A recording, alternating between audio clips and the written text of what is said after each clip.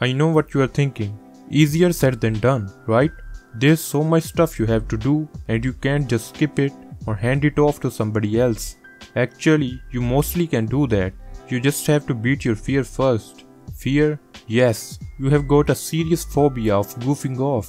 Here I'm going to share with you how to avoid procrastination and laziness. Step 1. Embrace your laziness.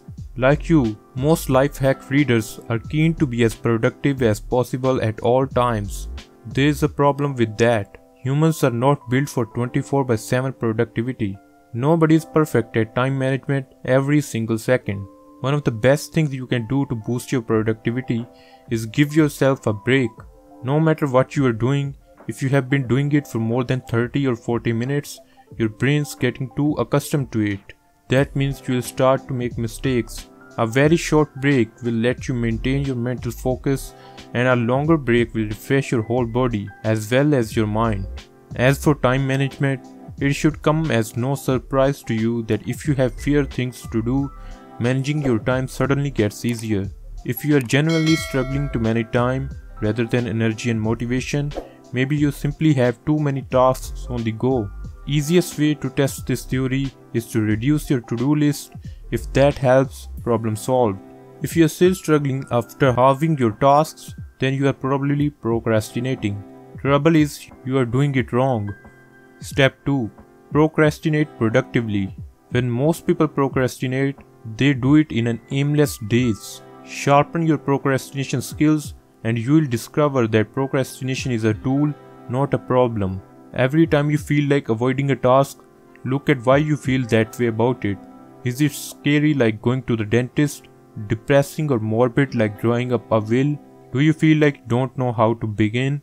Once you have identified the source of your procrastination inclinations, address it. Figure out the first step to overcome your initial paralysis. Get procrastination working for you by telling you how you can make your tasks easier to handle. Step 3. Abandon what you can. Seriously, does this item on your to-do list have to be done? What will happen if it never gets done at all? If you can live with the consequences, ditch the task. Does that sound scary?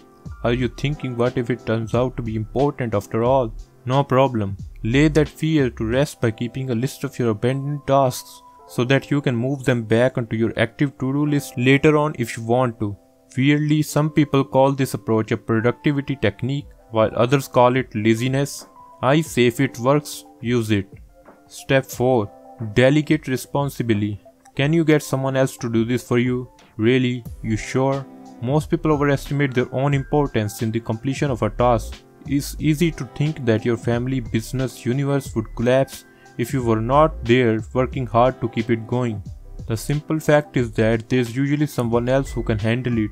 They just aren't right now because they can see you have got it already.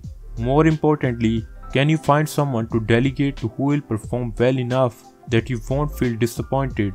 The biggest delegation screw up is turning to somebody who's willing but not able. Don't shoot yourself in the foot by delegating to somebody just because they are available. Look for the most reputable person with the most relevant skills that you can find, so that you can relax knowing the task is getting done right. Step 5. Do it later. No matter what you hear about Inbox Zero and the other done at first sight productivity tactics, they don't work for everybody. If you are so obsessed with emptying your inbox that you don't get anything else done, that isn't a productive day. Assess the urgency and importance of any tasks you can't abandon or delegate.